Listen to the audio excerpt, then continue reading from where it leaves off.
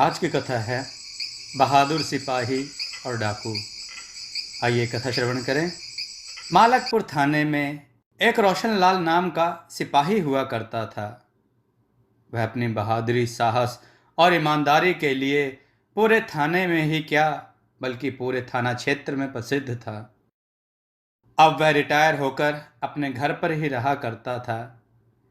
Retire हुए उसे अभी केवल 4 साल हुए थे, परंतु उसकी आयु लगभग 60 वर्ष से किसी और भी कम नहीं थी। उसके परिवार में उसके 2 बेटे, एक बेटी और उसकी पत्नी थी। उसके दोनों बेटों की शादियां हो चुकी थी। अब उनके कई छोटे छोटे बच्चे थे। रोशनलाल के पौत्र स्कूल जाते और वहां से आकर अपने दादाजी से लिपटकर नाना प्रकार की जिद किया करते थे। एक दिन जाड़ों के मौसम में उन्होंने अपने दादाजी को घेर लिया। रात के समय सब लोग लिहाफ ओढ़े अपनी चारपाई पर लेटे थे। रोशनलाल बच्चों के लिए मूंगफली लाए थे। बच्चे खुशी खुशी मूंगफली खा रहे थे और दादा से कोई कहानी सुनाने की जिद कर रहे थे। काफी देर तक जिद करने के बाद रोशनलाल जी ने कहानी सुनाने की हाँ कर ली। फिर सब बच्चे खामोश होकर दादाजी के चेहरे की ओर देखने लगे। सुनो तो बच्चों, मैं अपने जीवन के उन दिनों का किस्सा सुना रहा हूं जब हम मालकपुर थाने में थे। दादाजी ने अपने जीवन की एक बेहतरीन घटना को बच्चों के सामने कहानी का रूप देकर सुनाना शुरू किया। हमारे थाने में हिम्मत राय नाम का एक सिपाही बड़ा होनहार, ईमानदार और साहसी हुआ करता था। उसकी बहादुरी के चर्चे पूरे थाने में थे। एक बार तो उसने अपनी जान की बाजी लगाकर डाकुओं के सरदार को धर दबोचा। वह अपने पास हमेशा चाकू, छुरा और चमचा आदि रखता था। उस डाकू ने अपने साथियों के साथ गांव के ही जंगल में डेरा डाल रखा था और सूरज डूबते ही वे आते जाते राहगीरों को लूट लिया करते थे। उस डाकू का भी आसपास के कई गांवों में बड़ा दबदबा था। उसका नाम डाकू मक्कड़ सिंह था। हुआ यूं कि एक दिन हमारे थाने का वह सिपाही यानी हिम्मत राय पास के एक अन्य गांव से वापस लौट रहा था कि उसे किसी लड़की की चीखने की आवाज़ सुनाई पड़ी। आवाज़ सुनकर हिम्मत राय के कान खड़े हो गए। वह आवाज़ की दिशा की ओर लपका। वहां पहुंचकर उसने देखा कि एक लंबा चौड़ा, बड़ी बड़ी मूंछों वाला, काला स्याह एक डरावना आदमी लड़की को दबोच रहा है। उसे देखते ही हिम्मत राय समझ गया कि हो ना हो यह डाकू मक्कड़ सिंह ही होगा। इससे पहले हिम्मत राय ने उसे कभी नहीं देखा था। हाँ, थाने में उसकी फाइल में लगा उसका फोटो उसने अवश्य देखा था। मक्कड़ सिंह को एक लड़की के साथ दुर्व्यवहार करता देख हिम्मत राय के तन बदन में आग लग गई। साहसी तो वह था ही। उसने आव देखा ना ताव उसकी ओर झपटा।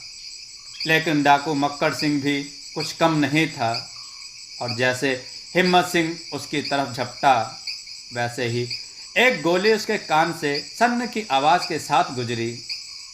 परंतु हिम्मत राय ने अपनी बहादुरी का परिचय देते हुए उसके ऊपर कूद लगाई और आनन फानन में मक्कड़ सिंह से गुत्थम गुत्था हो गया।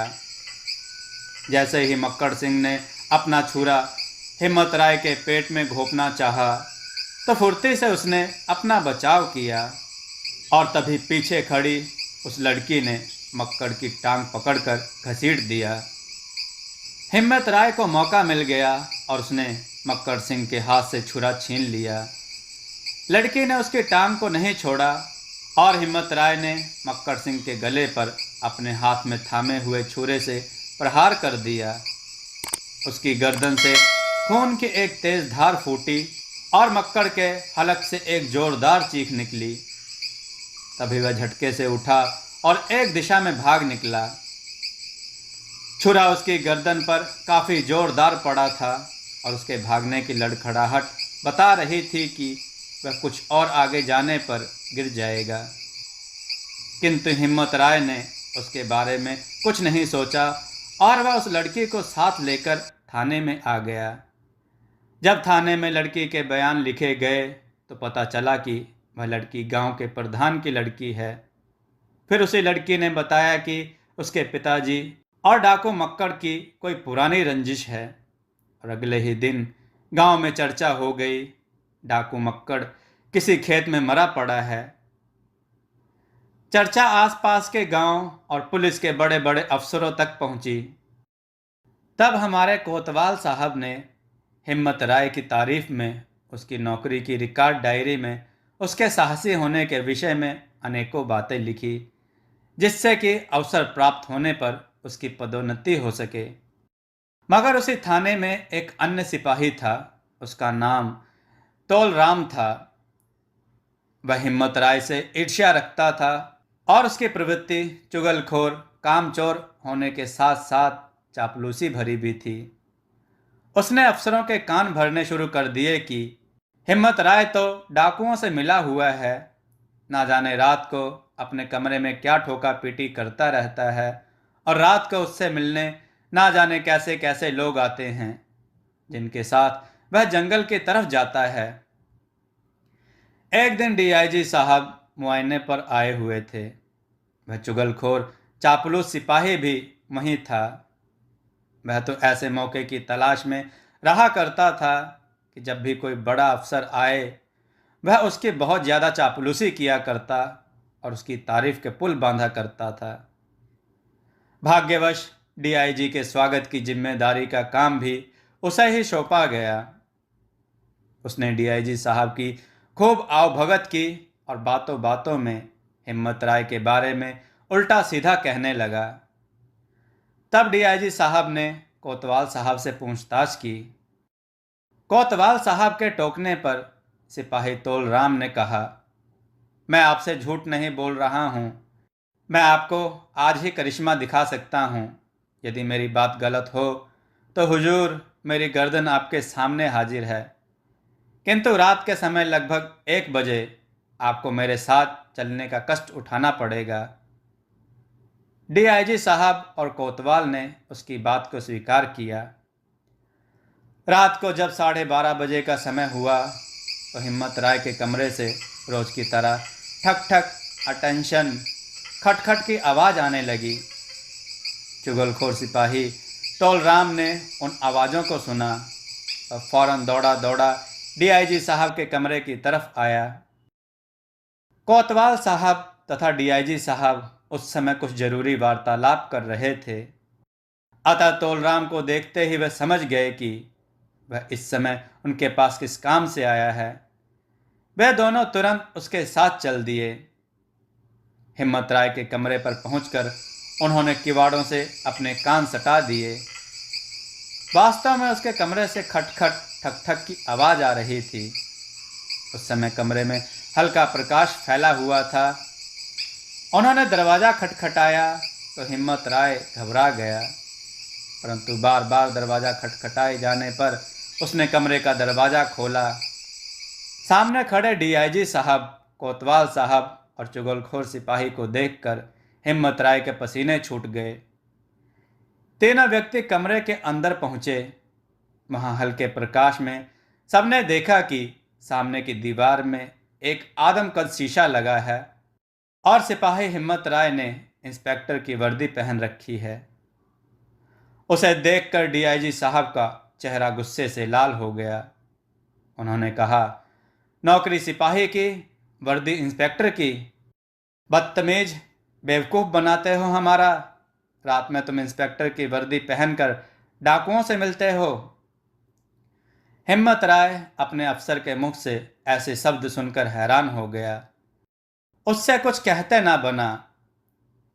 कोतवाल साहब ने उस चुगलखोर सिपाही को आदेश दिया कि पकड़ लो इस बदमाश को और इसे डीआईजी साहब के कमरे पर ले चलो। उसने आगे बढ़कर हिम्मत राय की कलाई अपने हाथ में पकड़ी और उसके पीछे पीछे कमरे की ओर चल दिया।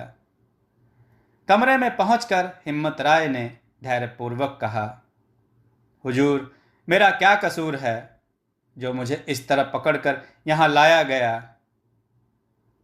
तुमने इंस्पेक्टर की वर्दी पहन रखी है और फिर हमसे पूछते हो कि तुम्हारा क्या कसूर है? डीआईजी साहब ने कड़कदार आवाज में कहा। हुजूर, आप मेरी बात तो सुनिए, हिम्मत राय जल्दी से बोला। जब मैं अपनी पढ़ाई खत्म करके कॉलेज से निकला था तो मेरे गुरुजी ने मुझे एक बात समझाई थी कि बेटे, अपने जीवन में सदा ईमानदार बने रहना, मेहनत से जीना चुराना, ऐसा करने पर तुम जो बनना चाहोगे वह बन जाओगे। साहब, मुझे तो इंस्पेक्टर बनना है, इसलिए मैं यह वर्दी पहनकर एकांत में अभ्यास करता हूँ। हर कमांड पर अपने अफसरों को सैल्यूट करता हूँ। सर, यह खटखट की आवाज़ मेरे सैल्यूट की थी। आप मेरी रिकॉर्ड डायरी में मेरा रिकॉर्ड देख लीजिए। अगर मैंने कभी कोई गलत काम किया हो तो आप मुझे अपनी मर्जी से सज़ा दे सकते हैं। तब डीआईजी साहब ने कोतवाल से उसकी डायरी लाने के लिए कहा और उसे जाने का आदेश दिया। हिम्मत राय मायूसी को अपने दामन में समेटे कमरे में आया और लेट गया। उसकी रिकॉर्ड डायरी की छानबीन डीआईजी साहब ने स्वयं की। हिम्मत राय का ड्यूटी रिकॉर्ड बहुत सही पाया गया। तब डीआईजी साहब की सिफारिश पर 1 माह के भीतर ही आदेश हो गया कि हिम्मत राय की उन्नति करके उसे पुलिस हेडक्वार्टर पर तैनात किया जाए। बच्चे बड़े गौर से दादाजी की कहानी सुन रहे थे। तब उन्होंने सम्मिलित स्वर में पूछा, दादाजी, वह हिम्मत राय सिपाही इस समय कहाँ होगा? तो दादाजी ने हंसकर कहा, तुम्हारे सामने। ओह! सभी बच्चों के मुंह खुले के खुले रह गए, आंखें फटी की फटी रह गईं। यानी दादाजी, आप हमें वास्तव में अपनी ही कहानी सुना रहे थे? दोस्तों, मनुष्य यदि होनहार, ईमानदार, सही और लगनशील है तो कोई बाधा ऐसी नहीं जो उसकी उन्नति में रोड़ा बनकर अटके। दोस्तों, आपको यह कथा कैसी लगी? अपने विचार और सुझाव कमेंट में जरूर दें। हमारी कथाओं को लाइक करें, हमारे चैनल को सब्सक्राइब करना न भूलें। हमारी कथाओं को शेयर जरूर करें जिससे लोगों को अच्छा ज्ञान प्राप्त हो। जय श्री राम भक्तों।